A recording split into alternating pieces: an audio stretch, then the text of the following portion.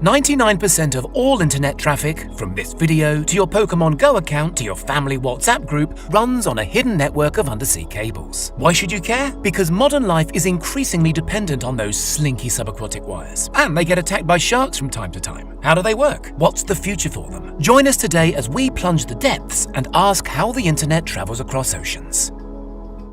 According to the authoritative Submarine Cable Map website, there are currently 493 active or actively under construction subsea internet cables crisscrossing the globe. These range from the relatively modest 300-kilometer Azerbaijan to Turkmenistan wire running under the Black Sea, to the absolutely gargantuan 6,600-kilometer Marea cable linking Virginia Beach in the US with Bilbao in northern Spain. Marea weighs the same as 24 blue whales, apparently. The firms laying down this serpentine superhighway, worldwide there's now 1.5 million kilometers of undersea data wires, are cagey about how much it all costs. But professional estimates indicate a typical transoceanic cable should set you back between $300 and $400 million, which seems like a lot because they're not especially thick, typically around the girth of a garden hose, and that includes layers of protective thixotropic jelly around the all-important fiber optic core, plus multiple plastic sheaths and copper wiring to power the thing. But even so, on average they can ferry an awesome 100 gigabytes per second in data, with newer and forthcoming cables able to transmit 400 gigabytes per second. So how does so much data fit down such slim channels? Part of the answer is an extremely sophisticated data wrangling technique known as dense wavelength division multiplexing. Put simply, dense wavelength division multiplexing lets data providers use more than one wavelength of light to convey information fiber optically. Instead, several wavelengths are employed simultaneously and stacked, creating astonishing data speeds. This happens at buzzing, data center-like landing sites at either end of the cable. Are the cables just straightforward long wires? Not quite. Every 70 to 100 kilometers or so along the seabed, cables are punctuated with so-called repeaters. These essentially serve as amplifiers, keeping the signal strength up to par over long distances. That's why the cables incorporate copper conductors, by the way, carrying up to 10,000 volts of DC to power the repeaters. How are the cables laid? They're first coiled into vast cylindrical drums on specialized cable-laying ships. As much as a year's planning and charting will go into plotting the perfect transoceanic route. Bad locations for undersea cables include anywhere volcanic, or anywhere especially earthquake or mudslide prone, or anywhere heavily trawled by fishermen. The cable is spooled out the back of the ship at a sedate pace of around 10 kilometers an hour. If the ship encounters bad weather,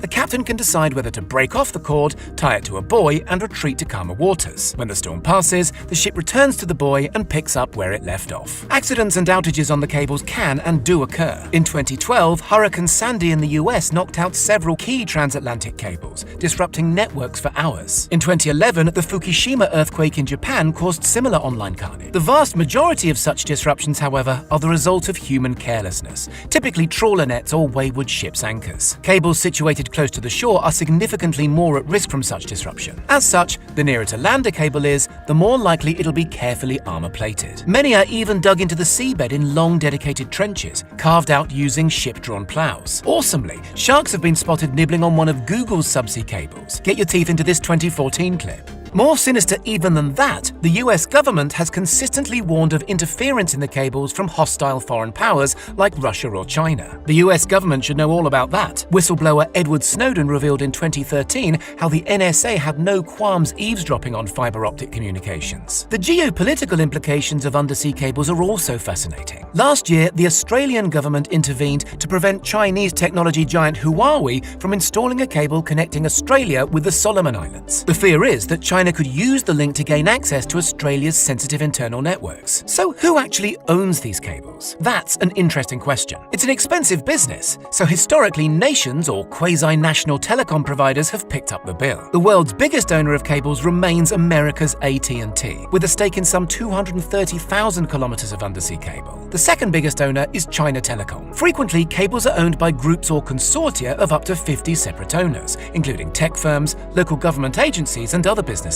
And while this model helps spread the initial cost, it's less helpful when something goes wrong and nobody can agree who has to put on a wetsuit and do something about it. Increasingly, big tech is recognizing its scope for growth is limited by the undersea cable network. So over the past few years, the overwhelming majority of investment in undersea cable infrastructure has come from companies like Facebook, which currently owns nearly 100,000 kilometers of cables. Google owns roughly the same amount. Amazon has its own massive private network, hooking up the online giant's its mighty AWS data centers through cables traversing the Atlantic, Pacific, and Indian Oceans, plus the Mediterranean, and the Red Sea, and the South China Sea. The tech giants like to frame these vast environmentally disruptive infrastructure projects as civilization-enhancing largesse on their part. But they're also shareholder companies, remember, who know perfectly well that increasing the number of human beings online is the only way they can continue to grow. Hang on a second, you're probably thinking, what about Starlink? Isn't our old mate Elon about to make the internet wireless any day now? For now, cable is by far the cheapest and most efficient means of yeeting vast packets of data over incredibly long distances fast. Even normally bullish Musk says Starlink is only aimed at people who don't presently enjoy access to high-speed fiber. But who knows how that'll pan out in a decade or two. For now, the future is very much undersea cables. Only this summer, Google and Facebook announced a joint initiative to build an undersea cable named Apricot. Apricot will link up Singapore, Japan, Guam, the Philippines, Taiwan, and Indonesia by the year 2024.